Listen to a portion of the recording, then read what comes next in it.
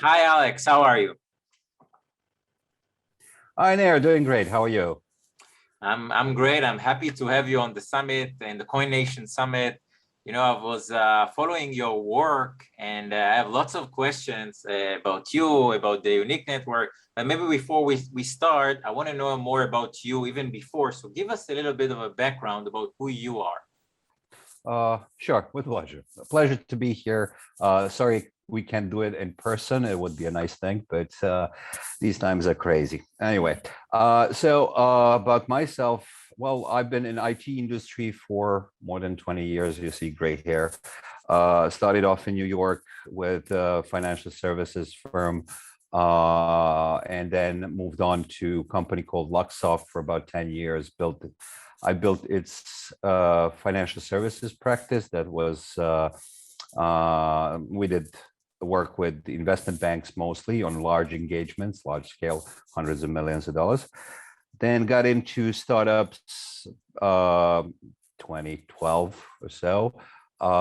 In 2016, I joined UStech, which is another software development company with a partner of mine, an old friend. And I started there a blockchain lab, which was a base where we did dozens of projects on many blockchains. And then we stumbled upon Polkadot about 2.5 years ago, a little more than that, and started working on that. Getting deeper and deeper, and here we are. Yes. And what led you to this amazing thing called the Unique Network? Well, it was a series of experiments, proofs of concepts, which ended up being proven. So one thing working and then another working and so on. So we started working on various infrastructure in Polkadot 2019. And then at the end of that year, we realized nobody was really working on NFT infrastructure. So we started working on that, released the first NFT palette in February 2020. And we realized, Jesus, this is something completely different. This can kind of really bring value to the market. So since then, we are focused on that. Yes, and wow, we have many NFTs, marketplaces, and the NBA Top Shot, and good examples over here on the summit. And I'm going to ask you a lot about the future NFTs, but I heard that you did something pretty unique with the United Nations, also with the climate change. And I'm trying to see, because I think that what you have to bring to the table is kind of the next generation of NFTs and where is it going. So take me a little bit to that area, because others are not speaking on that direction, and I think it's unique. We are working on that. That is our aim. So we have had this great boom this year. Actually, two of them, if you kind of are more precise. And those are great for getting attention and getting a lot more creative people involved.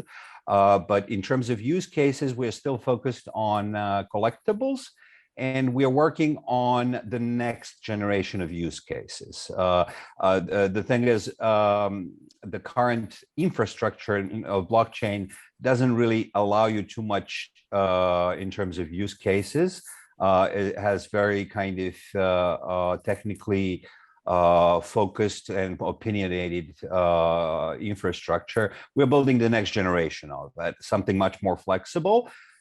So if you mentioned NBA Top Shots, they've done a fantastic job of showing how NFTs and blockchain can be very useful to and attract really mass audiences if you just hide it under the hood.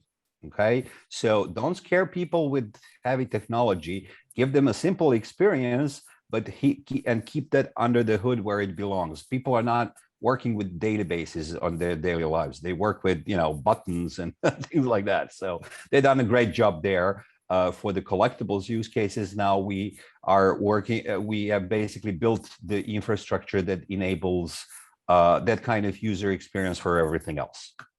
Yes, and we have, we've seen here gaming, we've seen music and arts, obviously.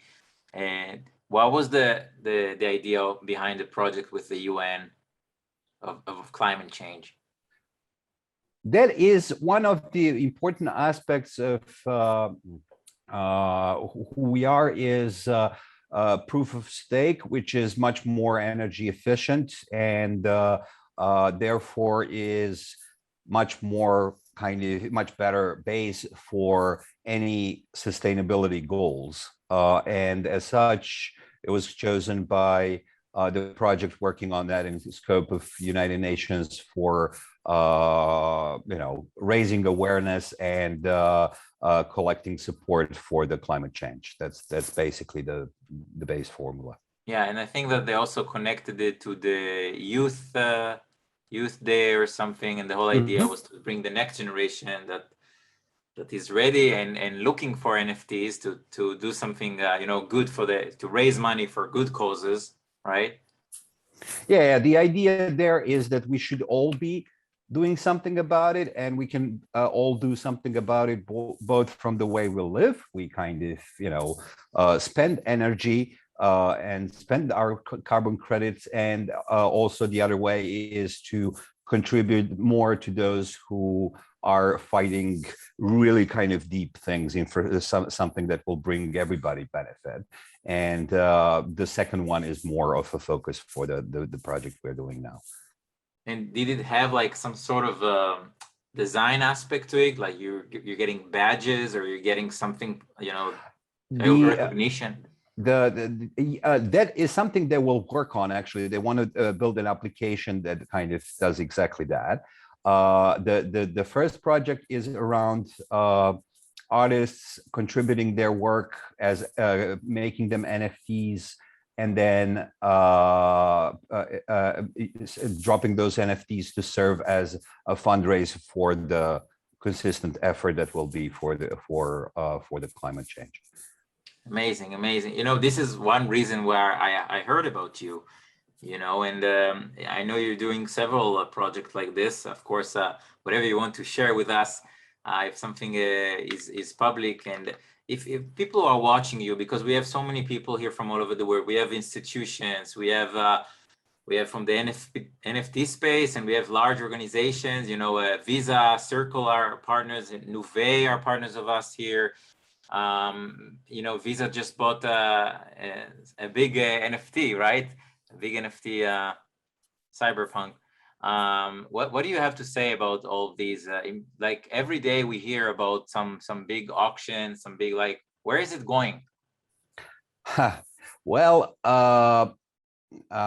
it is going, it is starting to learn how to walk. Okay, so you asked about other projects we're doing. We have a partner project team called Remark. They've made the first solution that makes nested NFTs, and we're working together on the palette for that will be part of Unique, which basically will make those static NFTs start to kind of crawl maybe, or walk then, or then run, and so on. Because those will be will be basic infrastructure, which will make it easy for NFTs to own other NFTs, or to own other fungible tokens, or to change experience, and all of that on chain, all of that natively supported. It's not smart contract stuff that's slow and inefficient and burning energy. But which is used for custom logic. But for these NFT, what we need, what we are bringing to the table, is the next generation of infrastructure. So things that natively do all the main things that you need to do with NFTs, with any unique asset that they represent. And that means dividing it into pieces. So take NFTs are ideal technology to do a real estate ledger, for example. But for that, you need to have an apartment building you can divide into apartments that are separate NFTs, and have a building that owns the apartments, and those kinds of things. So you need a better infrastructure to manage those use cases. Yeah, I definitely understand. Like NFTs with life of their own that will evolve over time, right? That will unpack new experiences also. Oh yeah, that true. That this remark team did demonstrated that where they had eggs, which if you send them emoticons, they when they hatch, they change experience, and that they hatch into beautiful birds. Then those birds look differently depending on what emoticons you send them, and it's all recorded on chain, all kind of on their this is just the symbolic beginning of that era. You see why you're very interesting for many of our viewers. Like I have actual, people and companies right now who are watching you right now who are interested in you. And I know that because I've been in previous talks with them, and they're super, super interested in collaborating with you and taking this to the next gen, the next level. It's unbelievable. Like I think that also, people are looking for the deeper meaning, and they're looking for, okay, so what's next? And we as an industry, we need to make sure that NFTs are not like just a hype thing that will disappear, right? Absolutely, absolutely, and definitely we are working on exactly that. So you mentioned a lot of projects that would want to build on top or work with us. We're trying to make it very easy for others to work on top. So for the basic use cases, which are for NFTs, which are the minting of NFTs, the wallet to use to use it, or gallery or marketplace to trade it. We made all those tools already, and they are freely available, open source, white label for everybody to work with. And basically all they need is web developers, and they're good to go. They can customize what they need to do. They can focus on their thing. But that's our way to scaling the support we give. So now it leads me to the question. So help me understand about the unique network. Like when did you start it? How big are you? Like tell me a little bit about, if somebody asks you what is the unique network, what do you explain to them? Well, it is the NFT chain for Kusama Polkadot ecosystems. It is, I kind of, I'm a little bit arrogant about this. It is probably the most advanced NFT chain out there, because it is very focused on NFTs. It has native support for all the basic transactions, and then some unique features that you have on no other chain. So the biggest example, the first and most obvious, is we enable sponsoring of transaction fees natively, so that game developers can make freemium games on blockchain. Okay, so you can Wow. you can have a Fortnite on blockchain if you want, if they want. That's the idea, and that is just one and first. It is the biggest kind of difference in use case we have, but there's many more. Yeah, and so you mentioned lots of ideas of collectibles, but also the next generation of it, and which leads me to the last question that I wanted to ask you, and you answered a lot of it during this interview already. Like, where do you see this space in a few years? Like, share a little bit of your vision, but you did answer some of it because I did understand what's coming. Well, the hype around collectibles will pass. All of them do.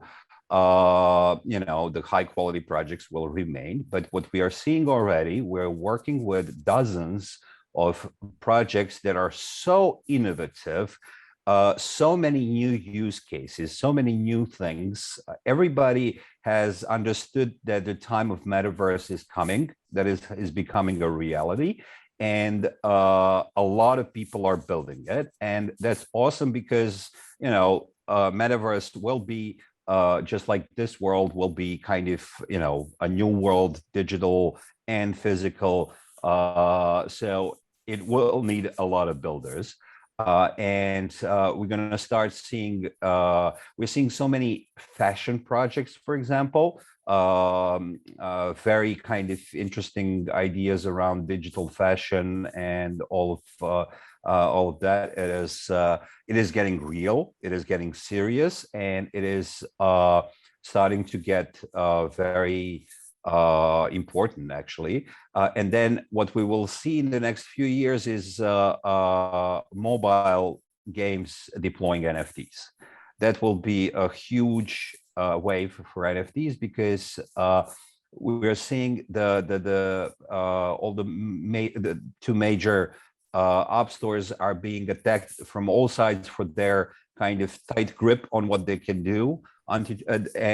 Antitrust regulators from all over the world will force them to open up for many things, and NFTs are one of those things that will come in.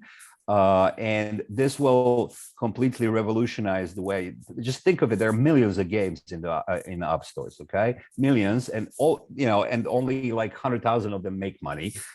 You have a very, very long tail of those that need another novel way of monetizing and engaging with the audience and so on. And NFTs offer that because they open the door to a completely new economic model. Whoever is first, whoever does the first things, they will reap most benefits. So there's going to be a huge rush on that. Wow, yeah.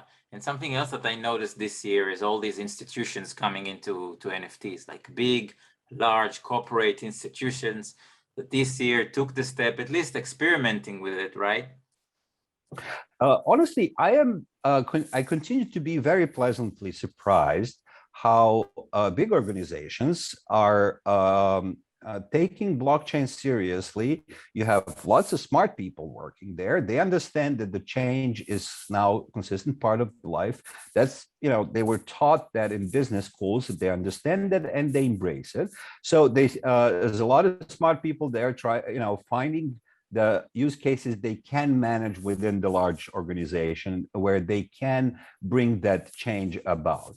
The embracement of NFTs is right now focused on the image story, which is great for big brands, for example. For them, it's a very obvious use case. It's a very fresh and new kind of revenue source and new opportunities. A lot of very kind of established organizations realize that. Again, smart people work there. They can recognize value when they see it, and we're starting to see that, and that's going to be great for the overall blockchain space.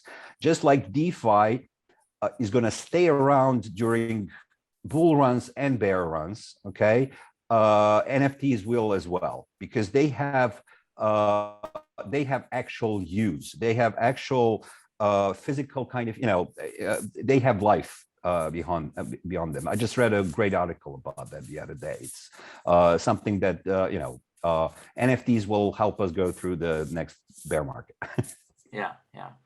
And maybe us as consumers also will grow up, and instead of just buying a nice image to get money for it, which is okay, I understood it.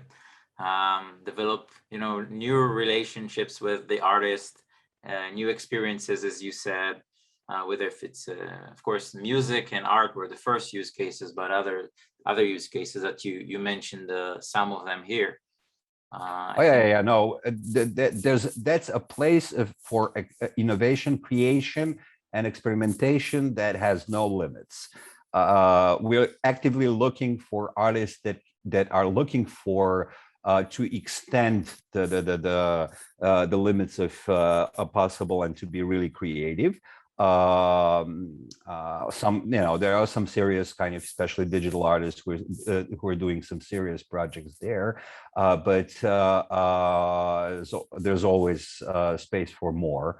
And we're, I like to say, I'm always on the lookout. I'm always looking for digital artists, crypto artists that create art that can be used, that can be consumed, that is about everything but the one emotion that is currently everybody's focused on, and that's greed. Okay, buy, sell. That's not art. We want art to be about the wide spectrum of emotions and to entertain us in different ways, to make us sad, those kinds of things. Great. Yes. I think it's important also for this summit where I'm interviewing so many NFTs from the creator side to the marketplaces side, the merchant side, the brand side. And I think this conversation is very, very important. How can people follow you, your work, get connected to you personally, and get all these updates about your projects? We have a very live Telegram channel that basically, it's on our website and so on, which is I love it. I mean, I was the one who established it, and we, from the beginning managed it, and now we have a professional team doing that. But I drop in very often as well, because we have a great community. We are built kind of very organically, and